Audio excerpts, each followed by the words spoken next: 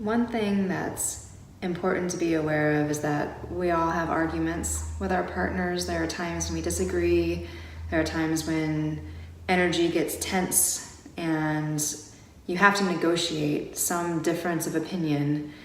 So often when we have differences of opinion, we communicate in ways that are not really helpful, not really kind, and not really looking out for our partner's well-being.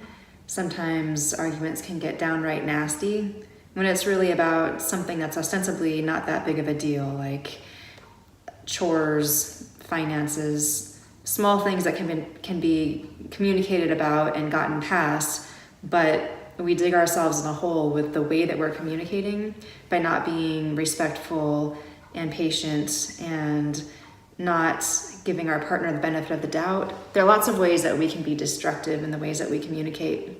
So one thing I really encourage in the therapy room, and I encourage you to do on your own at home, is when you're having important discussions, things that feel important, things that feel weighty, to pay as much attention or more attention to the process as you are to the content. So the content would be the thing that you're talking about. Is it your, like I said, the housekeeping, the finances, whatever the issue is that you're talking about, that's the content of what you're discussing. The process is how you're doing it. So are you using kind language? Are you using uplifting concepts? Are you expecting the best from your partner and assuming the best? Are you being patient? Are you being understanding?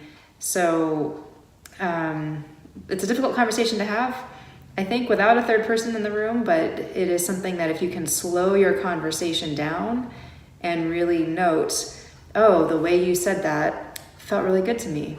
I really liked the way that you brought up that point, or you have a point there. Let's add on to that and add more information to the conversation.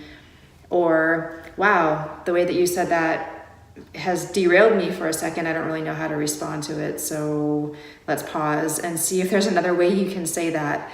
Of course, it takes two people to be on board to have the conversation about the process rather than just the content. So quickly, we want to jump into the content of our conversation and find out who's right, get an answer, move on, not have to be stuck in the conversation forever. Those are, well, maybe not being right, but moving on and not being stuck in the conversation are valid desires. And yet, if you're doing it at the expense of your heart, you may not really be moving on. You might think you're moving on, but you're going to be carrying resentment and carry sadness, carry hurt that was created from the conversation itself. And so maybe you resolve the chore issue for now, but then tomorrow you're still going to be hurt and something else will come up because there wasn't attention to your emotional needs into your life.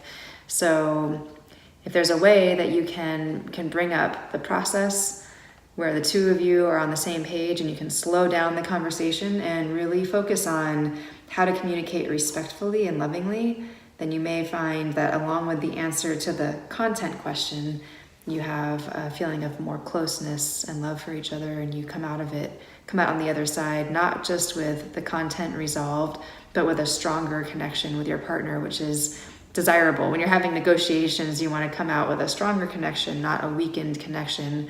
With casualties from the conversation, you want to be stronger and happier.